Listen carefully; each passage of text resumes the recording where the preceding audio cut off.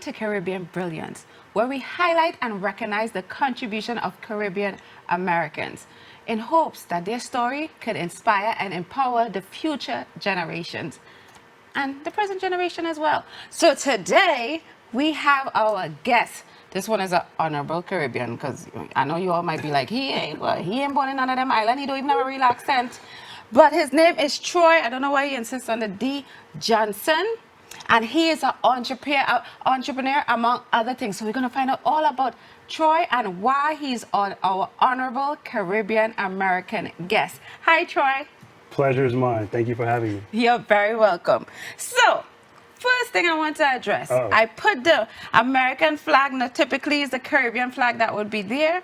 So, I said you're honorable Caribbean American because you're the founder of Soca Run Fest. First of all, what is Soca Run Fest? So Soca Run Festival is a 5K experience through a Caribbean carnival experience. So imagine having a 5K, that's 3.12 miles. And then throughout that, you have a carnival experience with soca music, soca food, Caribbean food. And then at the end, we have a Fete Zone where we celebrate culture with Black vendors and performances by soca artists. So it's a family-oriented thing. So I hear in soca, I hear in family, I hear in run. So you're not even Caribbean. So what, I want to know how this whole idea came about. Because you jam into your rap and your R&B and you're like, yeah, soca, like how? Is your friends Caribbean? Is your wife Caribbean? Like how does this whole thing come with you being fully American and have something called Soca Run Fest? Well, being that I'm from the DMV, Maryland, I grew up in a Caribbean community. And then as I got older, I realized in high school that 95% of my friends weren't just Black like me. They were all Caribbean until I went to their house, you know. In the early 90s, you know, most people hid who they were, right? Oh, true. You know, so they didn't represent, like now, they didn't represent where they're from, especially living in Brooklyn. You see that on a daily basis, but you wouldn't really know until you went to somebody's house. And then I started to understand that the one thing we had in common was just the love our families had. Mm-hmm. And it wasn't my fault I wasn't dropped off in Trinidad or Haiti, but the love that I have for our people is what unites us both. Awesome. So.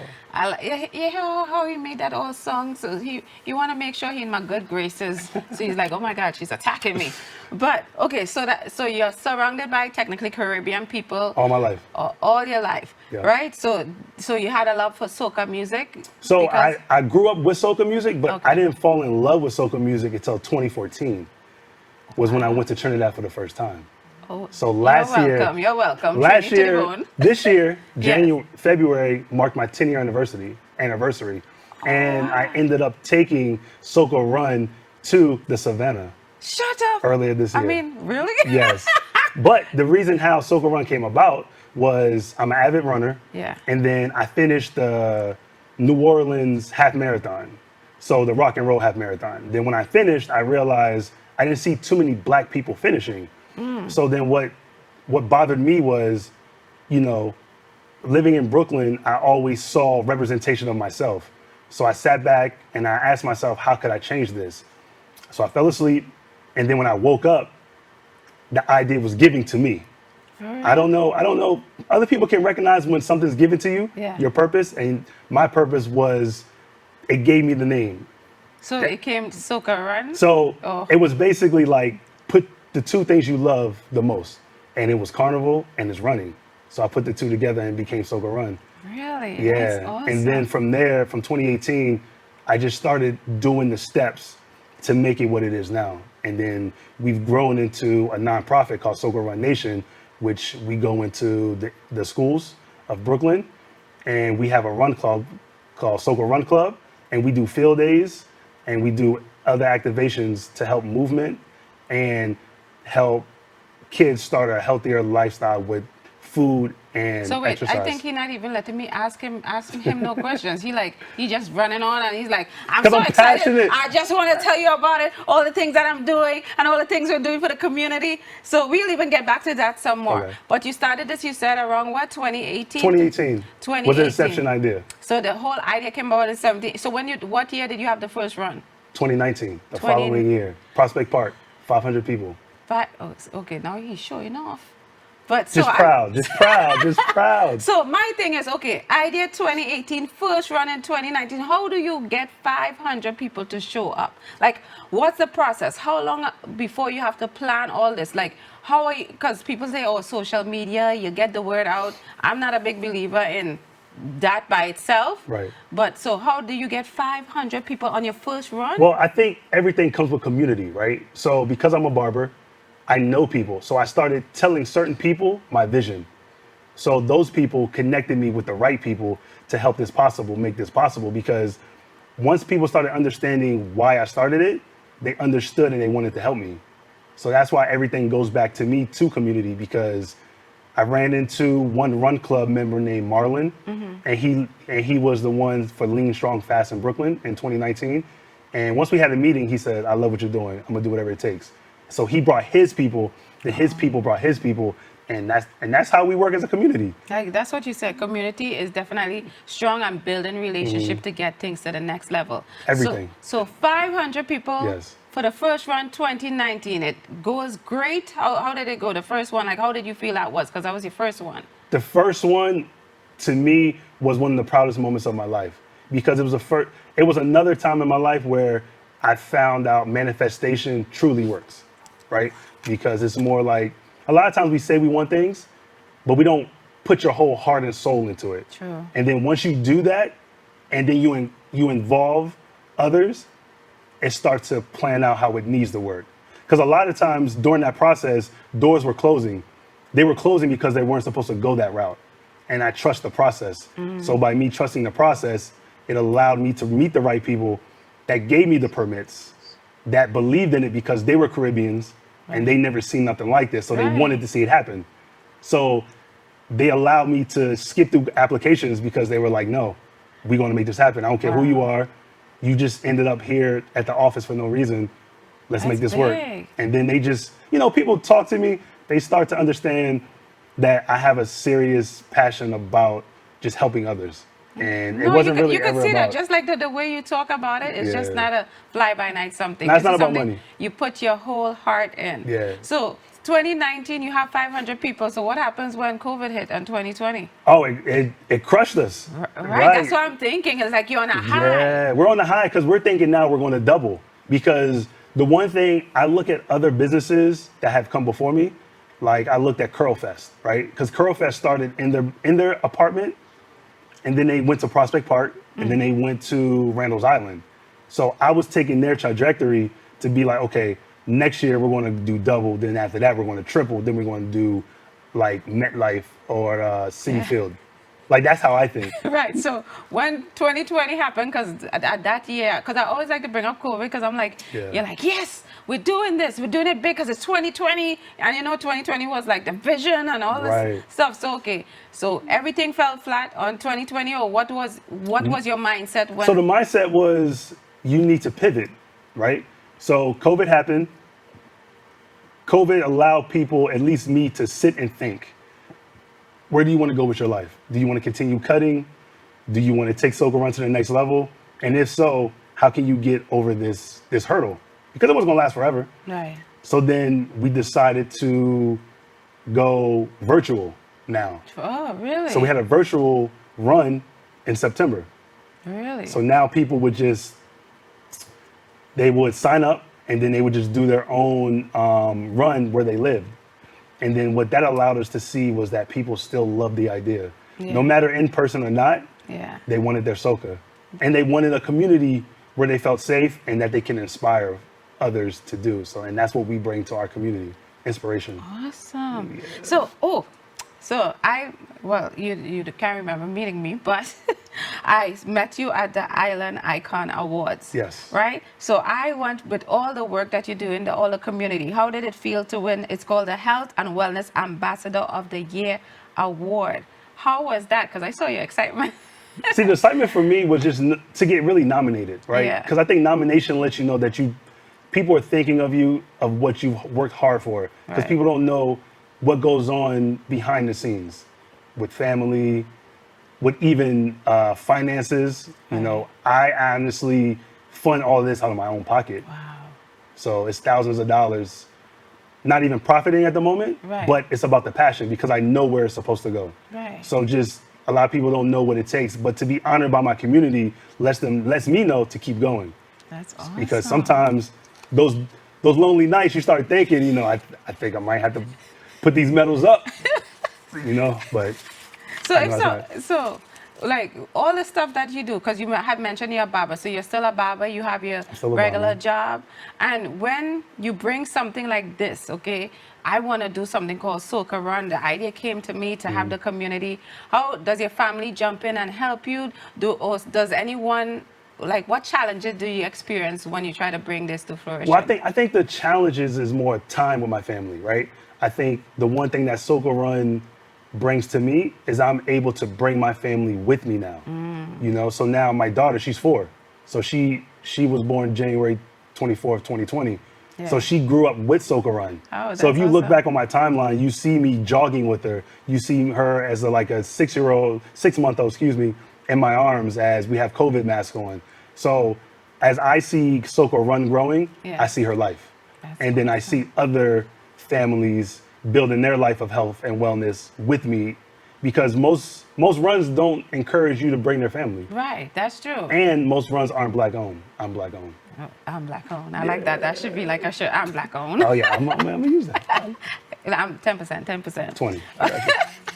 Okay, so like you mentioned, a lot of these things, the money-wise, come out of your pocket. So how do you go forward, like getting sponsors, getting people to donate to help the situation? Because that's pretty hard on someone, or even if it's Extremely you. hard. Right. Extremely. I think it's just, you know, you gotta know your purpose, you know, and you know it takes time, but it makes you sacrifice certain things because I want the best of the best, right? The medals are top notch. I make sure they stand out because I want people to know that I'm not just skimping on them. I want them to know that your first 5K was something memorable. So you have that token of love and appreciation from the production that we put through. Well, I'm sorry. I'm like, I want to run 2025. I'm getting all hyped. Yeah, 2025 is going to be special because not only do we this year we always partner with a Soca artist, Yeah. but this year, you know, we want to partner with a Soca artist and help us transition all the way through all of our events we do. So tell me something about the Soca Run. So it's 5K. So is it a truck? How does the music play into it? Because you mentioned you team up with a Soca artist too. So Right. is it a truck on the road, like something like a Labor Day, or how does that look? Well, the ultimate mission is that ultimate vision, is at every mile marker, there will be a DJ. But you know, Yeah. it comes with, there's levels to it. Yeah. But right now, what we do is we have the start line where we warm up and we have a DJ playing music. Then at the end, at the Fete Zone, then that's where we have our DJ and where we have a stage where everyone performs. Wow. So, but we have a kind of like DJ Private Ryan. Yeah. We have our own mixtape, Yeah. where you can download and listen to the music for that. Oh, for real? Yeah, so you can download and listen to that while you go. And we team up with different bike clubs, Yeah. and they ride, and we have team leaders that have radios and speakers that That's allow awesome. us to like listen to music. So So you know, you- we want any sponsors that are trying to take us on. Yeah. You know, we'll take those. You know. So when you reach to the end, you have like soca artists performing. Do you have like stuff for people to buy, food? Yeah, so once you come through the Fete Zone, we believe in circulating the black dollar. So in Okay. every city we go to, we have a black market. So there are black entrepreneurs selling their merchandise. So not only do you run, feel great, exercise, you actually you get a medal, and then you can patronize and support other black businesses. And there's food, there's Caribbean food there, and then we just have a DJ, so we linemen. And then We and then once you think you can't get no better than that, Yeah. then we have artists like Shao Marshall come through, Yeah. Lyrical. Oh, We've that's had awesome. Destra on the COVID virtual run. Yeah. Destra, we have Allison Hines, we have Mr. Killer do a sponsorship for us. That's We've had a lot of people believe in us. So that's big. That's Yeah, huge. yeah. As soon as you hear Marshall, you're like, King, the end, everybody else. Well, but awesome. Marshall actually, when we were in Trinidad, walked by us without even knowing. So I felt that was a sign. That was foreshadowing Wow. what's to come. That's awesome. Yeah. Well, with that said, we're going to take a quick break and we're going to come back with Troy D. Johnson. Soca Run Fest. All right, guys. Welcome back to Caribbean Brilliance. I am here with Troy D. Johnson. He is the founder of Soca Run Festival, okay, which you all been listening, so you know what it's all about. But what I want to do right now, I want to show you why he was the winner of the Island Icon Awards. So check out this video. I'm at a happy place in my life every living day. Happy place in my life every living day. A happy place in my life every living day. I'm at a happy place in my life, yeah, and it can't change. And I just come out here to do right. So whether day or night, I will never ever change. I'm at a happy place everywhere I go. I'm at a happy place, never ever change. I'm at a happy place everywhere I go. I'm at a happy place. So when you see me rocking with my friends, it's just a love, it's just a vibes on the ends.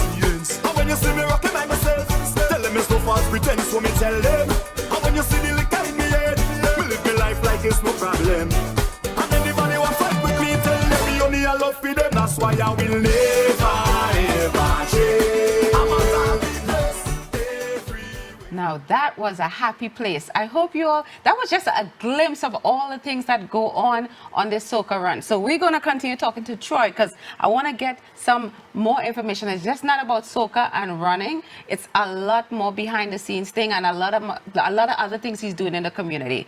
So how do you feel seeing that little cute video? Just a flash of some of the things that you all do.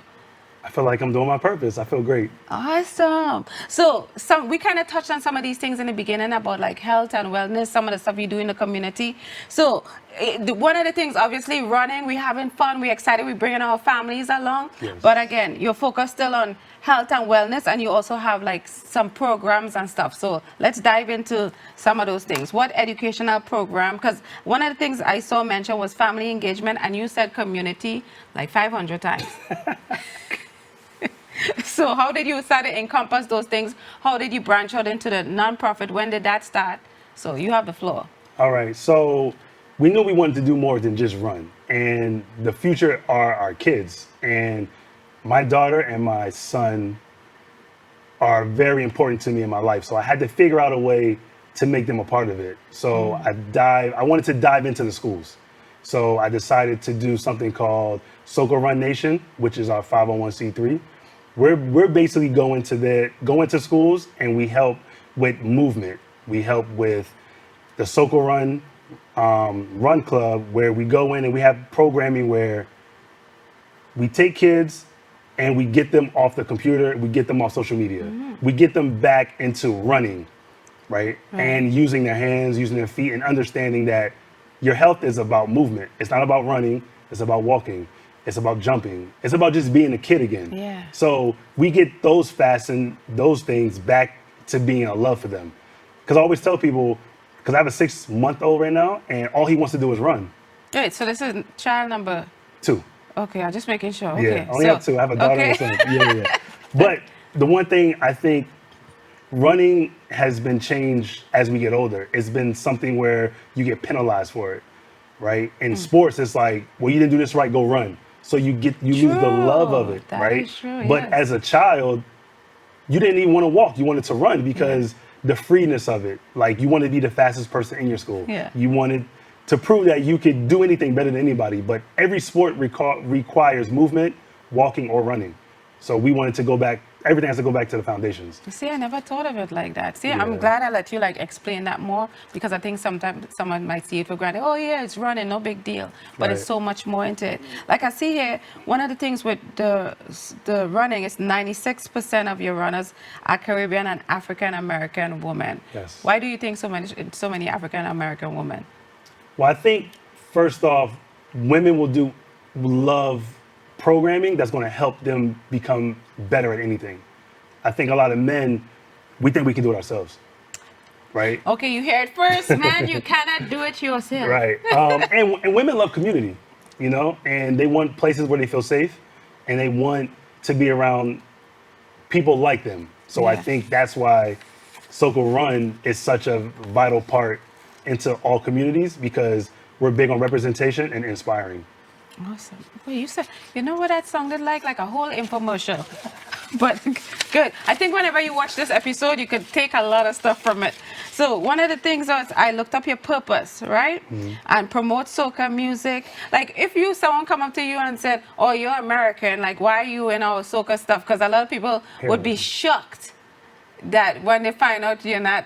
I don't know, was shocked because I just assumed you were Trinidadian. I get the honorary training. No, Always. You're right. Always.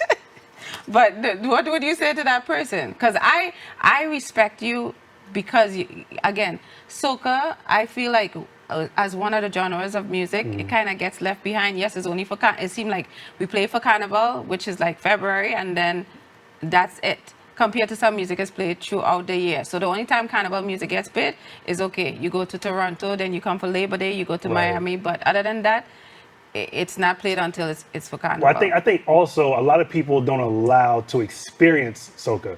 Soca is an experience like music, right? Because a lot of people don't want to be happy.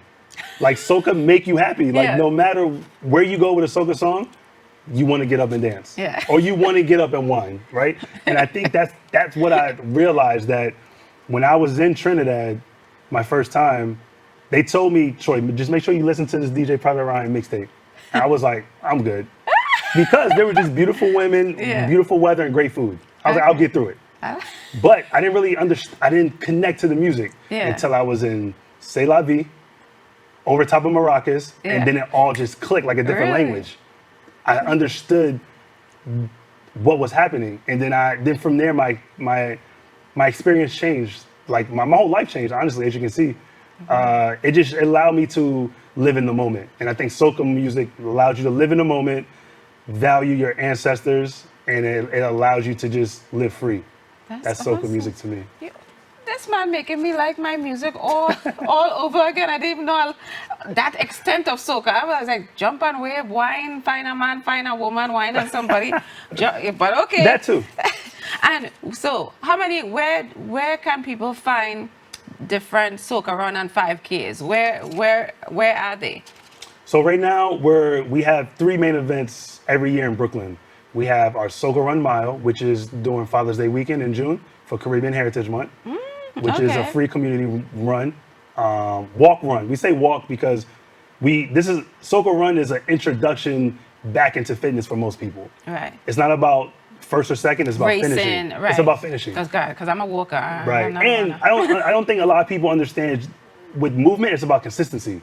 So if you walk every day a certain mile, you will be in better health than someone that ran 10 miles in one day because they're not consistent. True. So we tell people, come out and experience this with us, because the energy of the people and soca music just makes you want to do it again.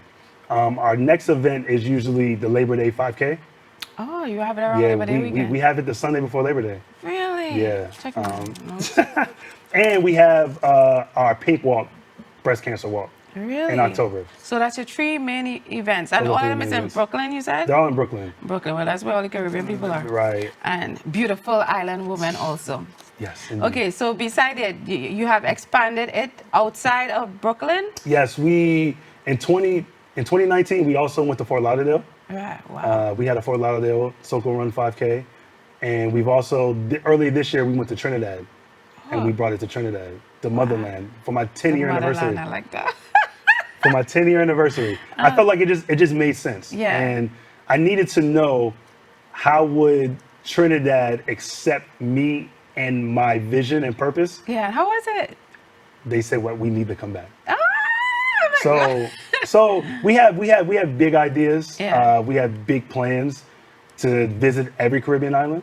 That would be awesome. You know, so we're again, with anything, it's consistency, and with your heart and how you're doing things, I expect nothing less. Thank you. And we just need the support of our community. Yeah. And I think once people know, like being on your show, thank you for highlighting people like me. I think because of you, we're allowed to dream even bigger, because we get an audience for people who don't know about us to know about us and take us to that next level. So thank you. Because you guys matter. You're changing the game. You know, this is only the beginning. It's only the beginning. So this is awesome. So I wanted to take this moment to highlight Troy D. Johnson. I just want you to know that we see you. You matter, and you're changing the game. You definitely giving back to the community. So on behalf of Caribbean Brilliance, we wanted to present you with this cup in recognition of amplifying Caribbean brilliance. We thank you for your contributions. I did it. Yeah. Only me. Thank you so much. You're welcome. So we are at the quiz time. So typically I would call this whatever island the person is from sitting in front of me. So this is like rapid questions. So I had to change it up. So I want to see how Caribbean you are. Oh, Okay, so first of all, question number 1. How many Caribbean countries have you been to? ooh, I've been to at least 7. Okay, name at least 5.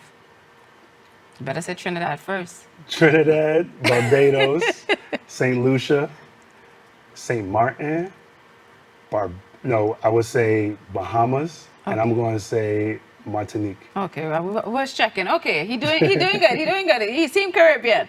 Okay, where is it called, or which island is it called that have the greatest show on earth? It's called the greatest show on earth. Oh, Trinidad. Okay, boy, he almost get cussed out, you know. Name 3 soca artists. Mr. Killer, Lyrical, and Patrice Roberts. Patrice again. Okay, you're in. I just wanted to see. I was like, you can't be doing Soca Run and you have no idea anything about the Caribbean. Oh man, come on. Meal. What is one of your favorite Caribbean meals? You can never go wrong with a curry goat.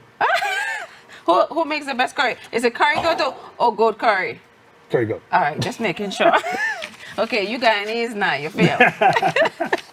But really, it was definitely an honor to have you on the show. You were fun, you were engaging, you were passionate. I think the passionate part is my favorite. I love what you're doing. Continue to do what you're doing. So I'm really glad you were able to come so I can highlight you, because sometimes people is working so hard, and I just want you to know that we see you and we love you, and just keep doing what you're doing. So where can people definitely, if they wanted to reach out to you, if they want to find out more about Soca Run Fest, where can they reach out? So you can reach out to us on IG at Soca Run Festival.